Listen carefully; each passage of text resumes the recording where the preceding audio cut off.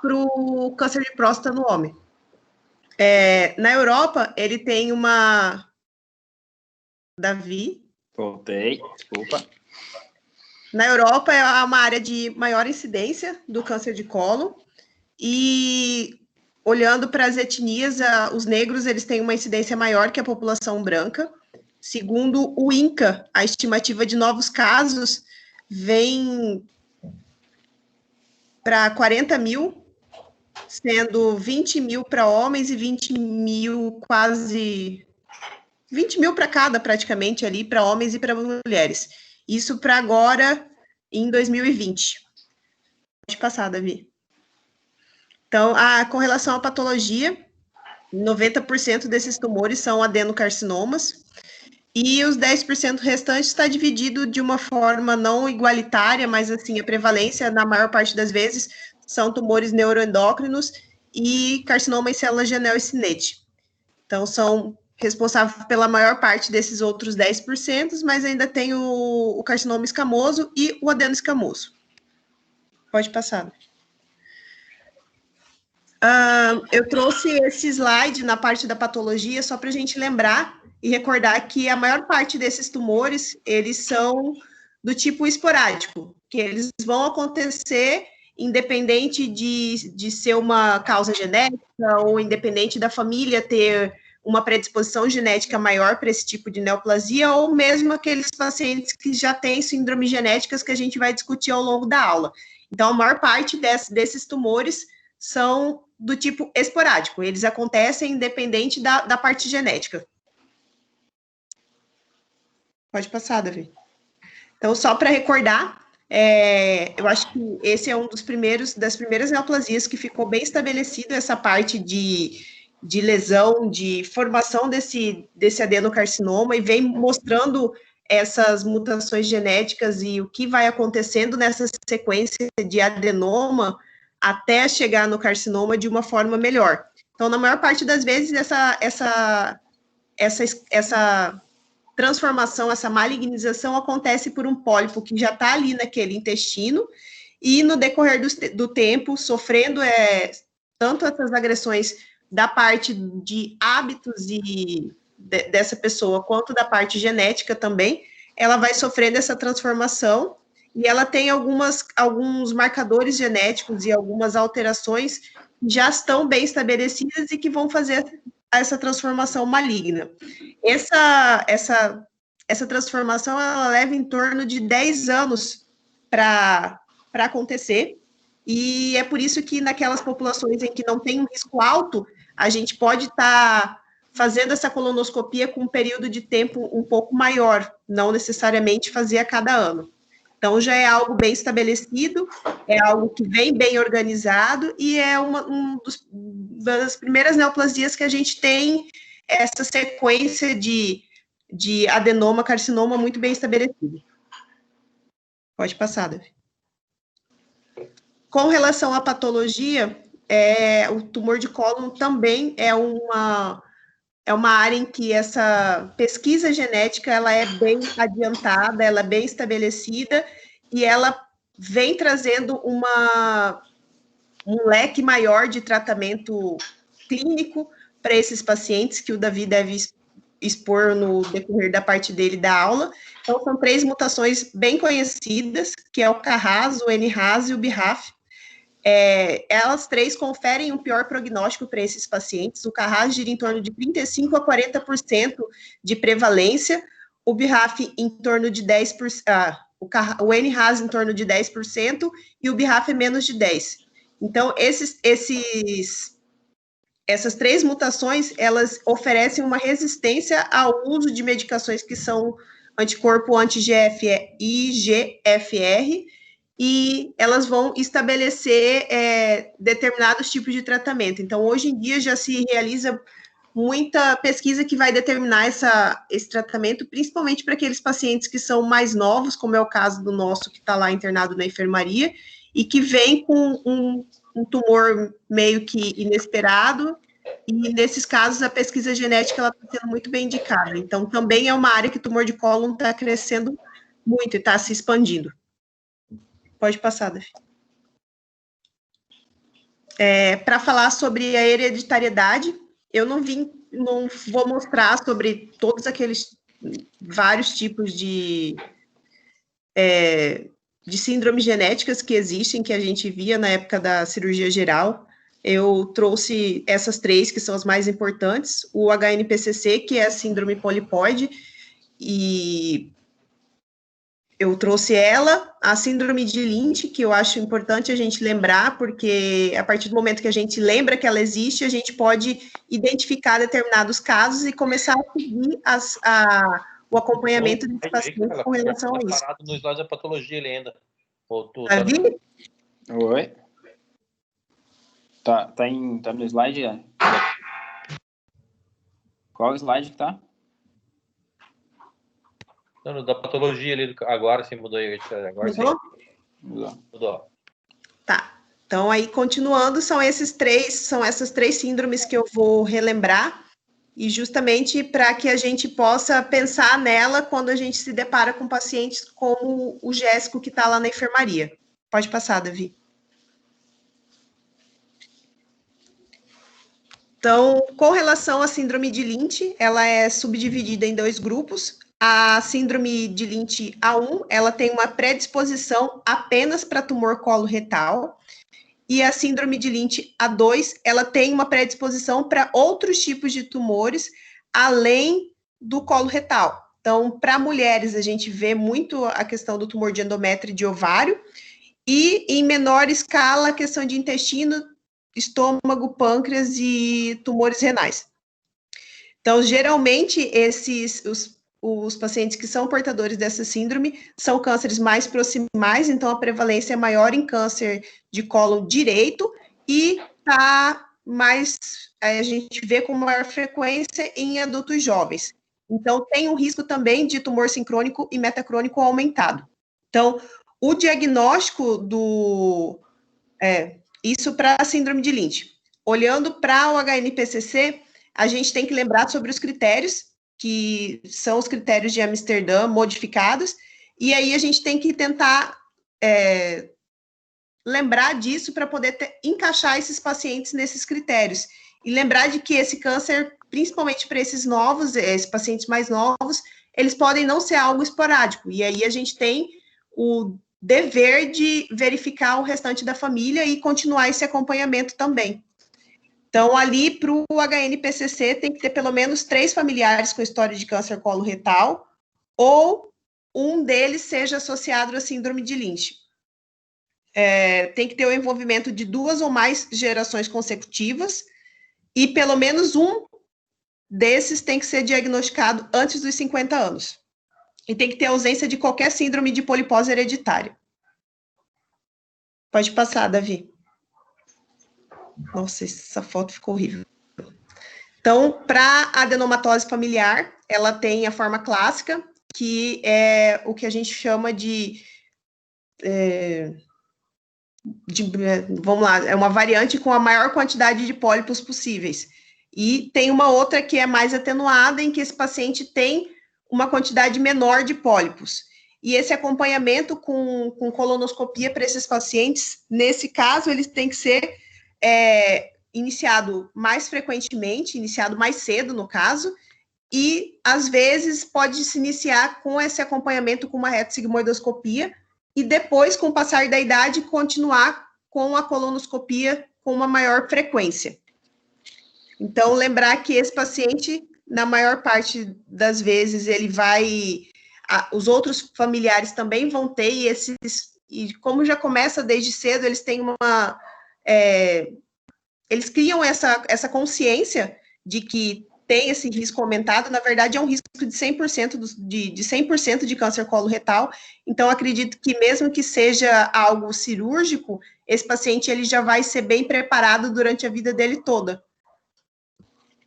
Então, são essas 3 síndromes hereditárias que eu trouxe para a gente poder lembrar. Com relação aos fatores de risco, algo que também já é bem estabelecido, é a idade. Então, quanto mais idoso essa população, a maior incidência de câncer coloretal. A história familiar positiva história de doença de Crohn e de retocolite ulcerativa, dieta rica em gordura e carne vermelha, tabagismo e etilismo. A obesidade vem entrando por último nesse fator de risco e... Pode passar, Davi.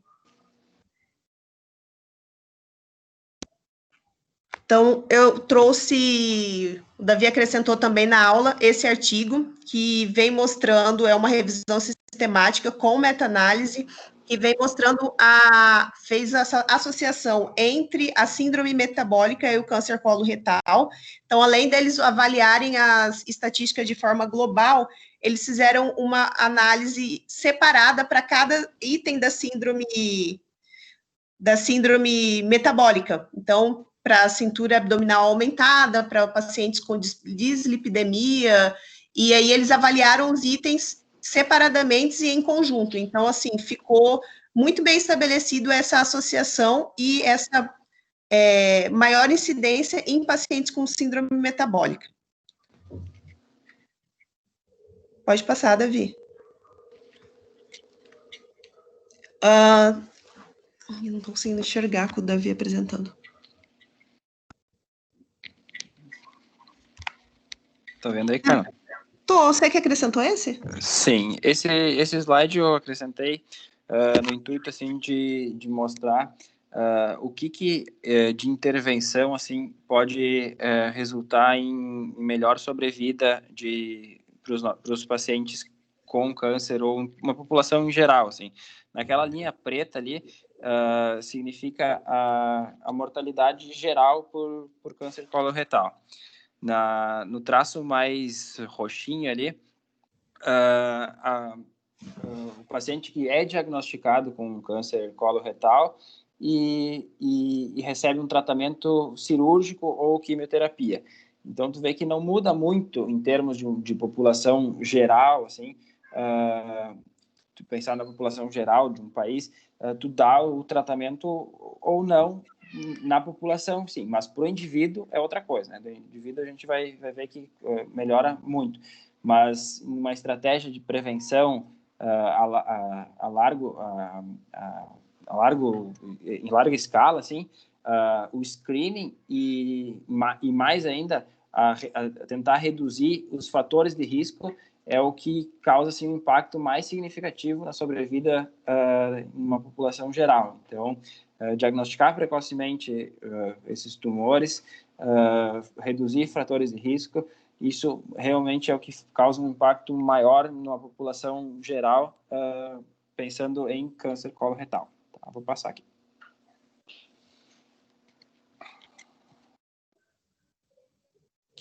Pode tomar aí, Caio. Não passou o slide ainda. Não? Não. Deixa eu ver aqui se eu consigo voltar aqui. Hereditariedade. Sintomas. Já está ali. Rastreio aqui. Rastreamento. Rastreio? Isso. Tá.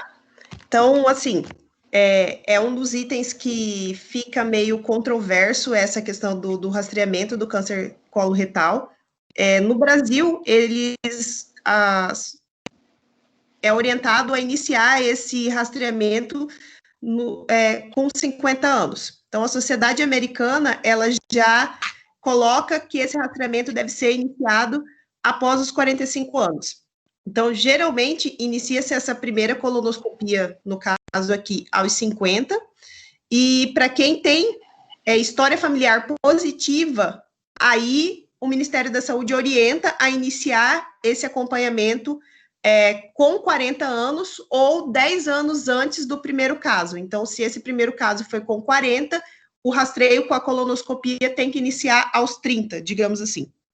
E vai se fazendo esse acompanhamento seriado com essa colonoscopia. Então, realizou, se existem pólipos que foram retirados ou que têm essa malignidade, repete essa colonoscopia antes de se completar um tempo maior, digamos assim, 5, 3 anos, e aí depois de uma colonoscopia normal, eles recomendam realizar essa colonoscopia a cada 10, que é, tecnicamente, ali o tempo que a gente leva para poder desenvolver essa doença. Também existem outras formas, assim, até mais baratas de fazer esse acompanhamento. Uma é com sangue oculto nas fezes, que pode ser realizado anualmente, E a sigmoidoscopia também seria mais barata, e fala-se em usar o enema baritado com duplo contraste. Só que eu acredito que nenhum deles vai ser superior a essa colonoscopia, e o que prende a gente é mais essa questão de saúde pública mesmo, de poder realizar isso de uma forma mais ampla, coisa que a gente não consegue nem para os nossos pacientes, que a gente já sabe que tem alguma coisa que precisa fazer esse segmento. Então, acho que seria, às vezes, mais barato mesmo fazer com sangue oculto nas fezes, mas é o que Davi mostrou, a questão do rastreamento e da prevenção dos fatores sociais que induzem a essa maior incidência seria a forma correta.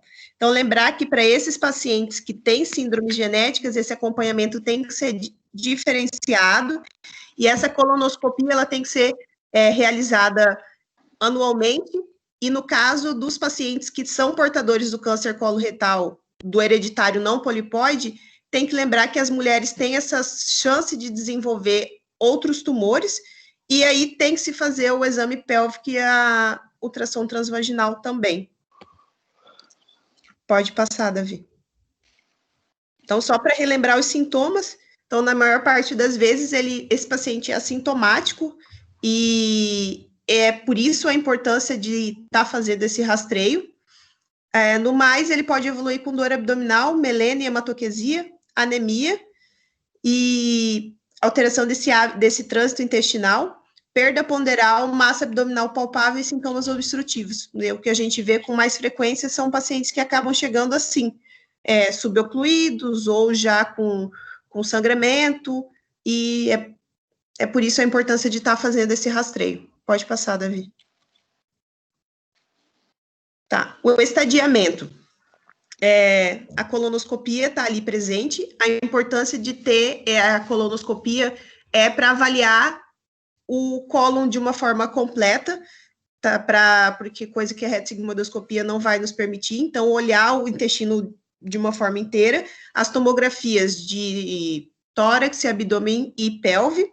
O CEA, que é um marcador que deve ser realizado antes de qualquer procedimento cirúrgico ali, porque é ele que vai ser uma base boa para caso essa pessoa volte a ter recidivas ou não.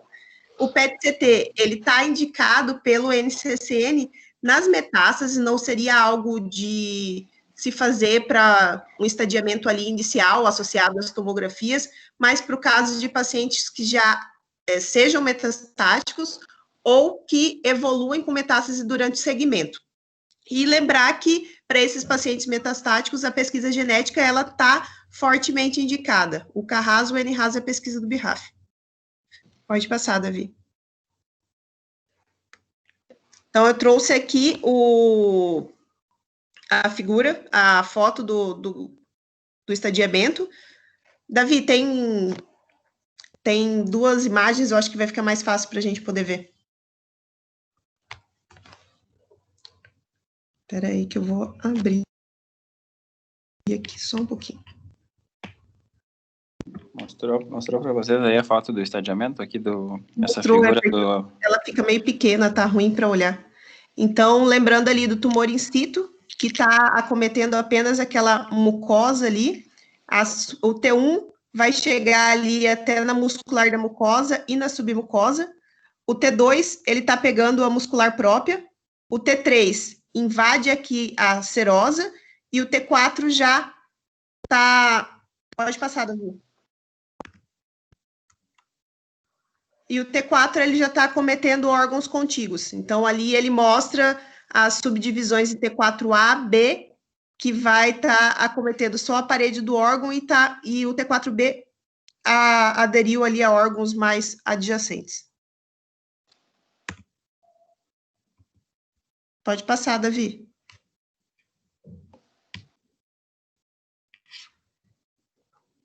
Tentando aqui. Ok, tá. Então, eu vou falar um pouco sobre o manejo, o tratamento do tumor de cólon, né?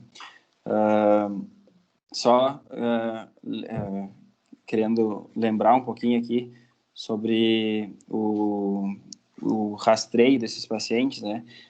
Como a Carla falou muito bem, de métodos não invasivos para a população um rastreio populacional, assim, exames como o sangue oculto e não necessariamente uma colonoscopia, né? Isso é mais aplicável, mas não tem uma sensibilidade tão grande quanto a colonoscopia. A ESMO lançou esse ano uma recomendação, um guide para o tratamento de cólon, que é mais ou menos baseado, né, nessa ideia de que tu faz um rastreio populacional para pessoas sem risco, né? Ou pessoas que têm risco. As pessoas que vierem com esse rastreio mais geral, mais barato, assim, ou pessoas que tiverem risco, vão ser submetidas a uma colonoscopia, que a colonoscopia é o padrão ouro para o diagnóstico do câncer coloretal. E, além disso, a colonoscopia, agora enchendo um pouco a bola dos proctos aí, do professor, a colonoscopia pode ser diagnóstica, terapêutica e profilática. Nós já vamos ver isso no decorrer da aula aqui, mas engloba esses três âmbitos da colonoscopia, tá? De uma maneira geral, assim, o paciente que faz uma colonoscopia e não tem achado nenhum, não tem pólipo, ou se tem um pólipo hiperplásico, muito pequenininho, por exemplo, esse paciente, tu pode acompanhar ele com uma colonoscopia em 10 anos, por exemplo, tá? É o que fala a ESMO. Já se tu tem um adenoma, um pólipo, um adenoma, tu deveria flexibilizar um pouco para menos esse rastreio e repetir essa colonoscopia em 1 ou 2 anos depois da primeira colonoscopia, tá? Pode-se fazer nesse intervalo a pesquisa de sangue oculto, tá?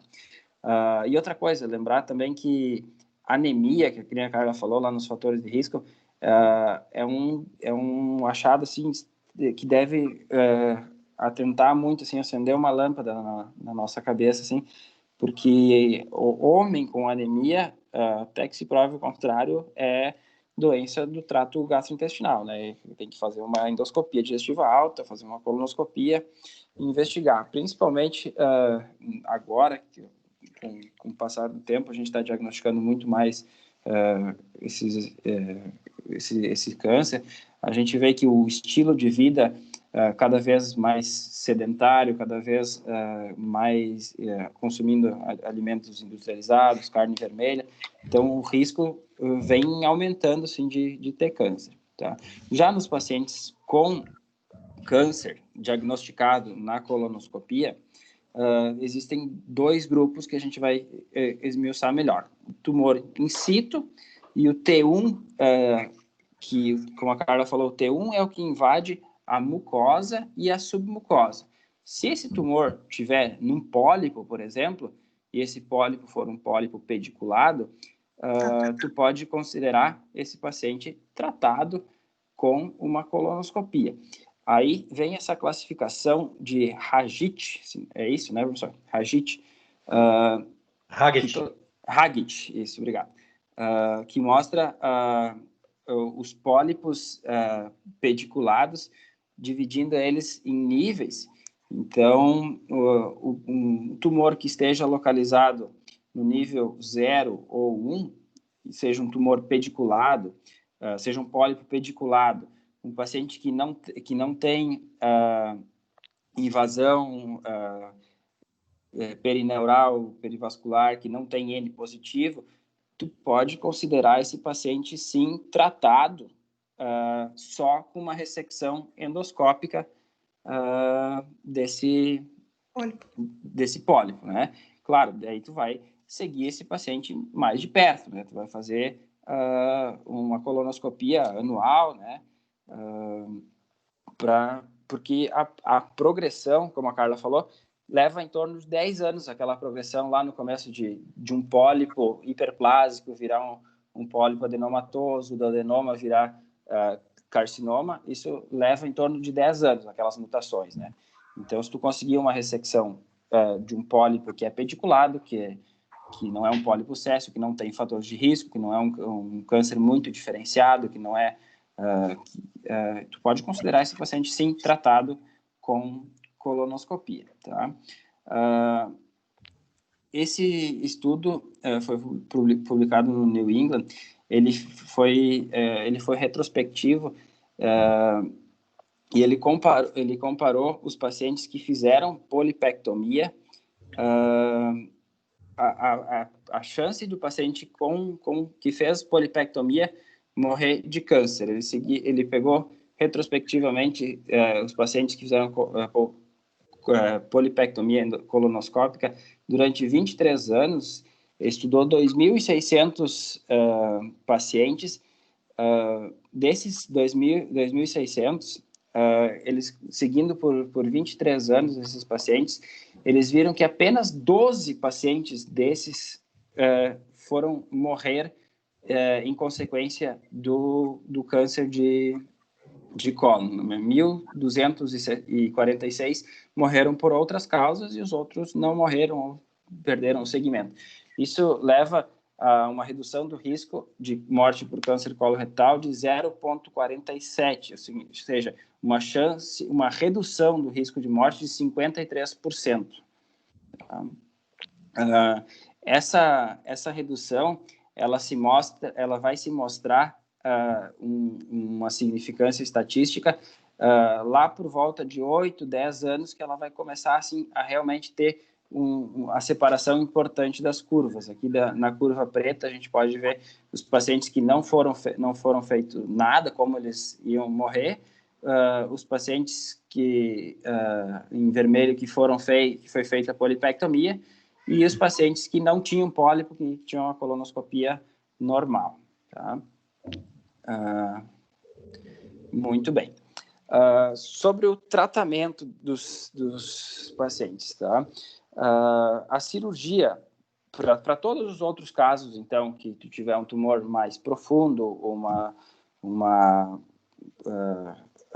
uma diferenciação, um grau de diferenciação celular mais pobre, um tumor mais agressivo, invasão perineural, se recomenda a cirurgia. Na cirurgia, alguns princípios devem ser levados em consideração. Primeiro, e mais importante, é a dissecção completa dos linfonodos, né? O que se fala hoje em dia já é sobre a excisão total do mesocolo, né? A gente ouviu falar isso em mesorreto, mas mais recentemente agora a gente ouviu falar em excisão total do mesocolo, que envolve em remover o pedículo linfático e vascular daquele segmento do colo, tá? E existe um número, um cutoff assim, de linfonodos que é considerado o básico para tu ter uma amostragem adequada do linfonodo para tu poder fazer um estadiamento patológico, um estadiamento cirúrgico adequado, tá, do tumor. Isso vai implicar em depois tu poder ou não oferecer quimioterapia para esses pacientes. Se a gente entregar lá para o patologista um segmento de intestino com câncer que tenha, por exemplo, 2, 3, 4 ou 5 linfonodos, e esses linfonodos não tiverem doença, o patologista a gente não vai poder bater o martelo e dizer assim que esse paciente não tem doença linfonodal, porque eu não tenho linfonodos suficientes para dizer isso, né? 12 linfonodos é o número, assim, é o que representa, vamos dizer, a totalidade dos linfonodos, que é considerado um número ideal. E isso tem uma mensagem por trás também desse número 12, que assim, se tu tiver uma ressecção com mais de 12 linfonodos, está implícito que tu teve uma cirurgia mais oncológica, uma cirurgia mais agressiva. Então, tu fez uma ressecção mais ampla e deu margens mais significativas para a tua lesão, tá? Outro ponto destacado aqui no NCC, nos princípios cirúrgicos do NCCN, é a não inferioridade das técnicas minimamente invasivas comparadas à técnica aberta, laparotomia, né? Isso se provou com alguns artigos que eu vou mostrar mais adiante, mas assim, principalmente em centros de grande volume de cirurgias de cólon e em mãos extremamente experientes, né? Hoje não é indicação 1A ainda de fazer cirurgias videolaparoscópicas para todo o câncer de cólon, porque o Brasil é um país de proporções continentais e a gente sabe que no interior, aqui saindo um pouquinho de Porto Alegre, a gente tem até vesícula sendo feita aberta porque não tem condições e não tem gente também treinada para poder fazer o cólon videolaparoscópico, tá? Então, só para reforçar essa questão dos linfonodos, é importantíssimo a gente saber como é que é a vascularização do cólon, porque a vascularização tá relacionada com a drenagem linfática também. Então, é importante que a gente, quando for fazer uma linfadenectomia adequada, a gente vá amputar o vaso lá na base do seu vaso nutridor, por exemplo. Aqui, se tu for fazer uma colectomia direita, tu vai seccionar a apendicocólica, que é a artéria bisecoapendicocólica, que é o ramo terminal assim da mesentérica superior, e todos os ramos à direita, junto com a cólica direita lá em cima, e ainda removendo o epíplon e uma parte do arco gastromental lá perto do estômago, tá?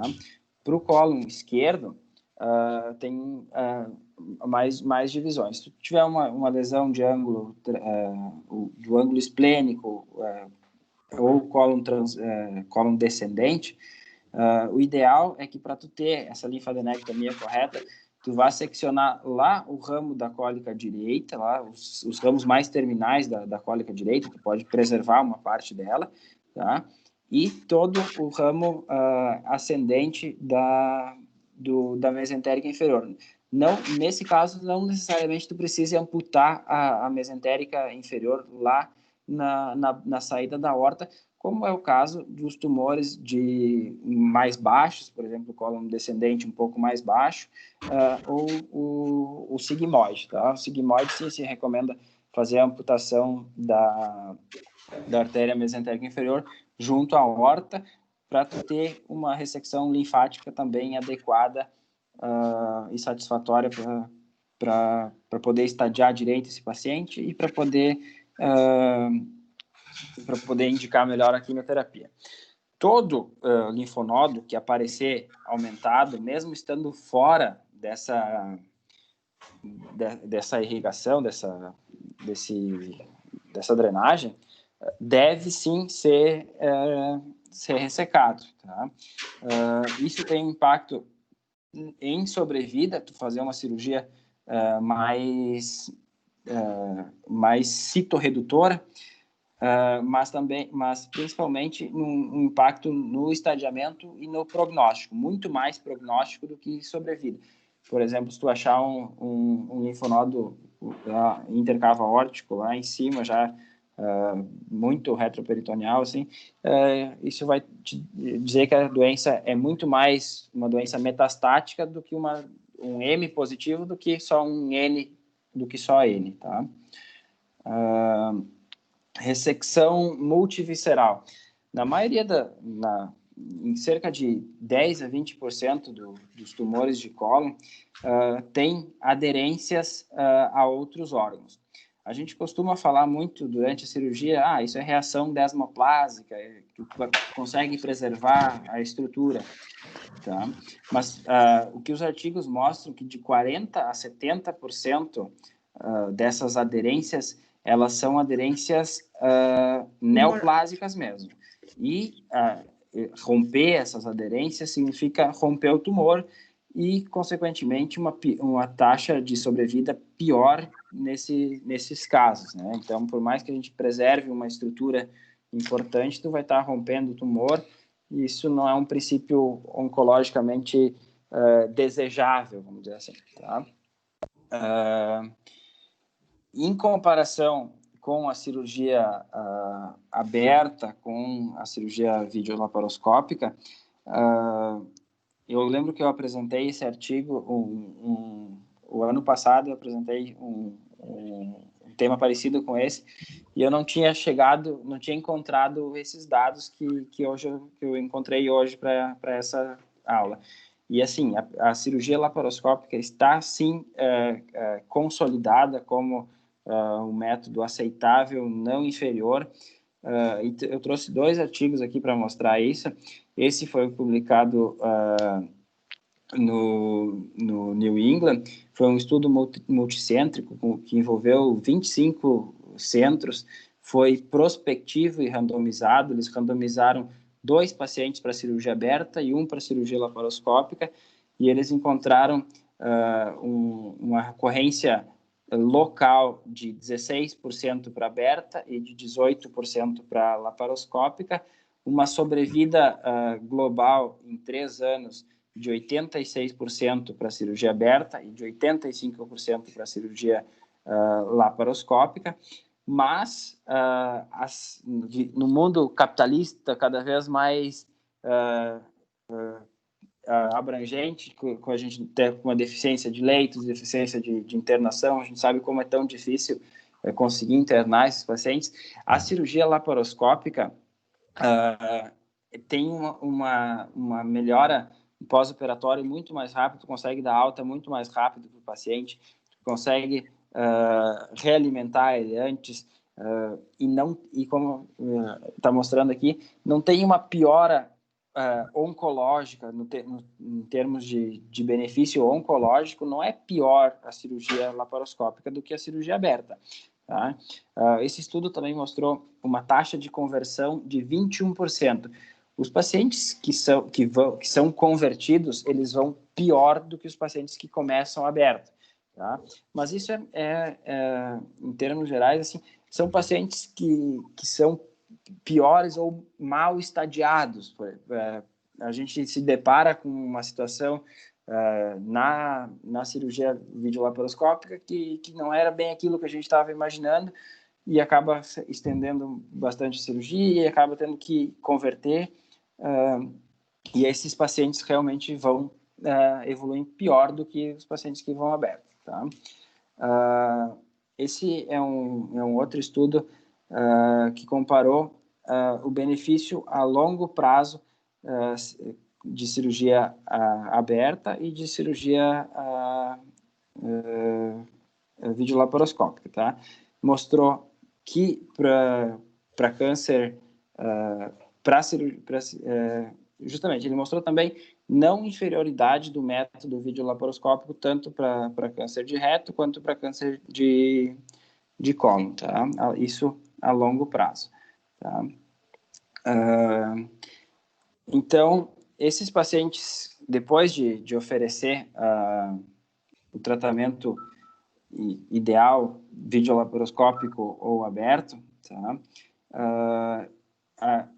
O número de linfonodos acometidos vai implicar nesse paciente fazer ou não fazer quimioterapia, tá? Esse estudo que eu trouxe aqui, deixa eu voltar aqui, é um estudo comparando o benefício de oferecer quimioterapia com fluoracil e oxaliplatina para pacientes em estágio T2 e em estágio T3, tá? E mostrou assim que os pacientes em estágio T2, eles não se beneficiam tanto do estágio T, estágio clínico 2, não T2, desculpa.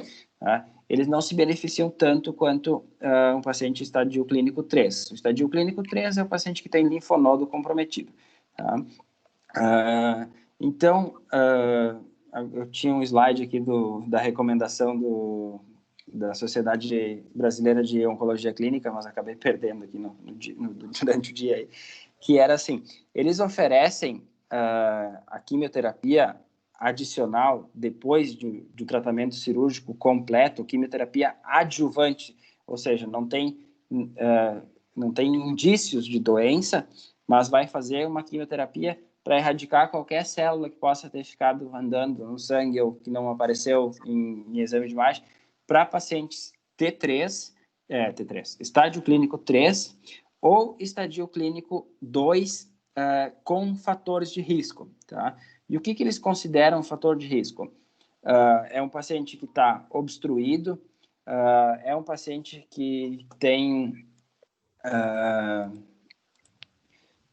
que tem um tumor com invasão angiolinfática, um paciente que tem um grau de diferenciação celular muito pobre, com um tumor bem menos diferenciado, e tipos de tumores não necessariamente o adenocarcinoma, ou a celularidade em anel de Synnet também confere um fator de risco nesses pacientes, tá? Só mais uma coisa também que antes de terminar, que eu tinha separado de tarde, acabei perdendo, é que quando tu faz uma colonoscopia, o tamanho do pólipo, a localização do pólipo, principalmente, assim, se tu for pensar em pacientes com tumor do lado direito do cólon, eles têm um comportamento totalmente diferente do que um tumor do lado esquerdo. Tá? Tanto que as síndromes genéticas, a agressividade do tumor do lado direito é bem maior, são tumores que sangram mais, são tumores que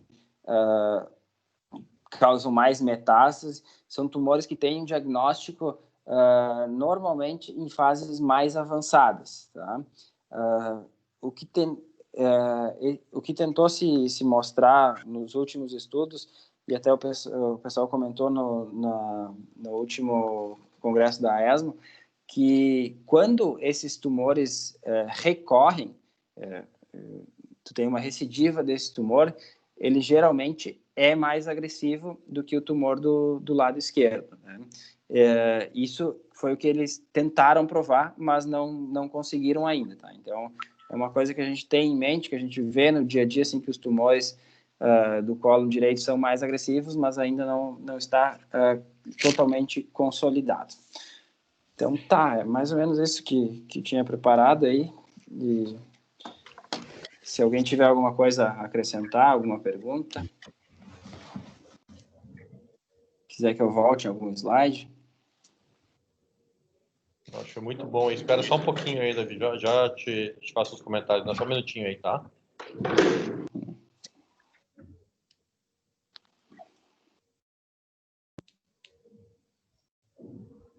Carla, alguma coisa para comentar sobre os meus slides? Não, só coitadinho, fez 3 vezes. Isso é bom para aprender, né? Meu pai sempre dizia que quem não tem cabeça tem perna, né? Então vai correr atrás do tempo perdido. Não, ficou muito boa a aula de vocês. Parabéns aí, gurizada. Valeu, Giovanni. Eu sou menina. Parabéns. Gurizada é ambos os sexos. Gurizada é Noah. Tô pegando o negócio, já entro de novo. Dá só um minutinho aí. Claro. Cássio, comentários, Cássio? Cássio que tem uma língua muito afiada, um cara muito pontual, muito preciso aí. Vamos lá, Cássio, bota os apresentadores na parede aí. Quando a Carla colocou Lá vem. HNPCC e Lynch como duas doenças distintas, ali, na verdade eu fiquei com dúvida, porque até onde eu recordo, HNPCC é sinônimo de Lynch, não sei se eu posso estar errado ou se o doutor Daniel... Não é sinônimo, não? Desculpa, Cássio, não entendi tua pergunta ali. Não, eu fiquei com dúvida, professor, só no seguinte, HNPCC não é sinônimo de Lynch?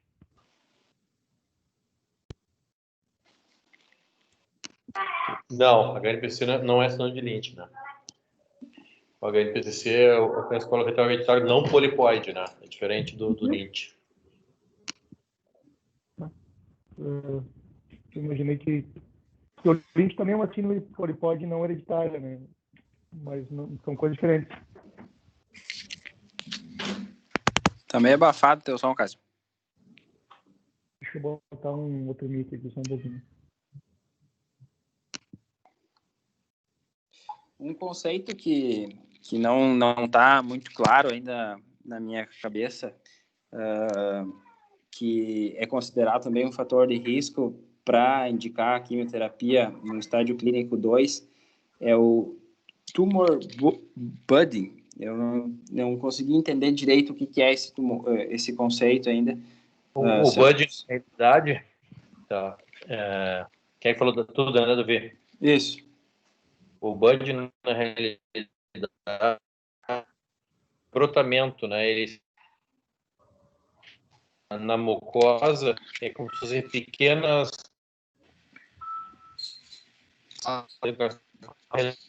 descontinuidade do canal. Imagina aquela imagem do pólipo que tu colocou ali, tu botou ali, ali tinha aquelas duas imagens, dois tipos de pólipo. Tu tem o tumor, o adenocarcinoma, como se tivessem ilhas de tumor ao redor, como se fosse uma pequena disseminação ao redor do tumor. Isso é o budding. E isso a gente tem uma classificação hoje em dia, que dependendo do número, da quantidade e da profundidade na parede, tem o budding tipo 1, 2, 4. Isso aí também já é um fator prognóstico, né? De disseminação, enfim. Então, por isso que se inclui o budding. Imagina essa imagem aí, como se ao redor dessa parte de laranja mais escura, um pouco mais abaixo, lateralmente, tivessem pequenas ilhas descontínuas do tumor inicial. Aí tipo uma satelitose? Isso aí. Obrigado, muito bom. Tá. Acho que foi muito boa a aula aí. Deram uma apanhada geral em todos os pontos importantes. Em relação à questão da prevenção, acho que esse é um ponto fundamental, até que vocês possam levar para o resto da vida de vocês, né? Porque hoje em dia a gente fala é bem divulgado prevenção do câncer de mama, prevenção do câncer de próstata. Na realidade, mama e próstata a gente faz diagnóstico precoce, né? A gente não está fazendo nenhuma intervenção para prevenir os tumores, né? E o câncer de colo não, o câncer de colo a gente previne. A gente previne com a ressecção dos pólipos, com o tratamento precoce, né? Então, é um câncer bem mais prevenível que mama, que é bem mais... Essa questão da divulgação da câncer de colo cada vez mais está crescendo, né? Então, acho que daqui a um tempo a gente vai chegar no nível assim, de campanhas que tem da próstata e assim por diante. Ali, em relação à polipose familiar que vocês colocaram, estão me ouvindo aí? Sim. Então, sinceramente, os pacientes com polipose, famílias, então, é claro, tem vários pacientes com polipose, então até os próprios familiares já ficam cuidando, as crianças quando nascem, assim, e esperando o tempo adequado de examinar. Em média, a gente faz exames de rotina entre 10, 15 anos, pode-se começar a fazer colonoscopias já para identificar a polipose nas crianças, né? E já identificar aqueles potenciais familiares que possam se beneficiar de um tratamento cirúrgico. Ele tem, em média, né, só um pouquinho.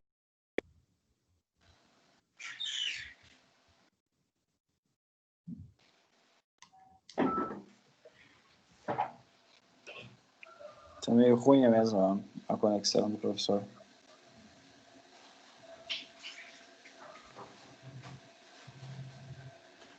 Foi muito boa a aula aí, Carla e Davi. Valeu, Cássio. Valeu. Doutora Angélica, tá por aí? Ela entrou, mas ela saiu. Ela só tinha esquecido de gravar. Tá Acho que tomando vinho ou tá bebendo água? Água. Só complementando ali de polipose ali, pessoal, é 100% de paciente com polipose de neumatosa familiar, né? É 100% de câncer, né? Até os 40 anos de idade. Então, por isso que que tem que se fazer a colectomia, enfim, né? E aí às vezes pode preservar reto ou não, aí depende de cada caso, né? Em relação aos fatores de risco, só acho que colocaram muito bem carne vermelha ali, só botando um adicional ali que é interessante em relação ao churrasco, que se fala bastante, né? Hoje em dia, principalmente pra gente aí, né? Vocês ainda não me convidaram para um churrasco, mas então vou dar umas dicas aí em relação ao assado. Se fala bastante também do churrasco e tal, do risco, né? Mas a questão do churrasco, acho que alguns de vocês já devem ter escutado, é a questão da alta temperatura, né? E da queima do churrasco, da carne em alta temperatura. Principalmente por exemplo, aquela parte do churrasco que fica em contato com a grelha, que ela torra mais, que fica mais com uma crosta. Aquela reação da alta temperatura com a carne gera compostos de hidrocarbonetos, aminoácidos heterocíclicos que são carcinogênicos. Então, evitar aquelas crostas, né? Então, o assar aquela carne, tocar no fogo logo, assim, baixar no fogo bem forte para dar aquela queimadona, né? Isso aí é que é mais prejudicial. Um churrasco mais sem pressa, com uma carne mais alta, fogo mais baixo, assando mais devagar, é o mais ideal, né? Uma carne não tão bem passada, né? Então, só em relação a esses fatores aí. E hoje em dia também, isso já é uma evidência dos fatores de risco carcinogênicos embutidos e processados, né? Alimentos processados, embutidos, em torno de 50 gramas de alimentos processados, embutidos por dia, aumenta em 18% o risco de câncer coloretal. Boa! Isso aí, Davi. Então, uma salsicha por dia, em média 50 gramas por dia, tem que ser evitado, né, em relação ao câncer de colo. Acho que está muito bem aí a aula de vocês. É só mais uma colocação em relação ao estadiamento ali. Quando a gente fala em reto, né, a gente tem que preferir a ressonância do que a tomografia, né? E preferir a ressonância também do que o ultrassom endorretal. Vocês vão ver que às vezes alguns lugares vão querer fazer ultrassom endorretal para avaliar a profundidade da lesão, ou até fazer ecoendoscopia, ou, né, para avaliar a lesão. Ultrassom, para a gente, morreu. É ressonância, né? Ressonância a gente avalia melhor face mesorretal, linfonodos do mesorreto, linfonodos laterais e assim por diante. Tá? Mas parabéns, gurizada. Muito bom aí. Valeu. Tá? Eu tive que dar uma parada aí.